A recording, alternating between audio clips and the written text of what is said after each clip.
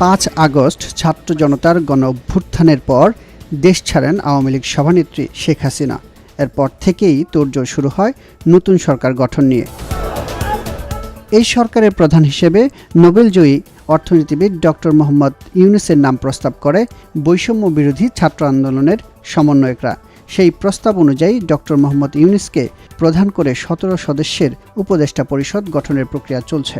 তারা হলেন বাংলাদেশ ব্যাংকের সাবেক গভর্নর সালেউদ্দিন আহমেদ, ঢাকা বিশ্ববিদ্যালয়ের অধ্যাপক ডক্টর আসিফ নজরুল, মানবাধিকার কর্মী আদিলুর রহমান খান, সাবেক অ্যাটর্নি জেনারেল হাসান আরিফ, সাবেক পররাষ্ট্র সচিব তৌহিদ হোসেন, বেলার প্রধান নির্বাহী সৈয়দ রিজওয়ানা হাসান, সাবেক নির্বাচন commissioner brigadier general M Sakhawat Hossain, উন্নয়ন বোর্ডের সাবেক চেয়ারম্যান সুপ্রদীপ চাকমা, এছাড়াও ফরিদা আক্তার, শারমিন মুর্শিদ, বিধানরঞ্জন রায়, আফম খালিদ হাসান, নূরজাহান বেগম, ফারুকি আজম এবং শিক্ষার্থী প্রতিনিধি হিসেবে থাকছেন বৈষম্য বিরোধী ছাত্র আন্দোলনের সমন্বয়ক মোহাম্মদ নাহিদ ইসলাম ও আসিফ মাহমুদ সজীব ভূঁইয়া।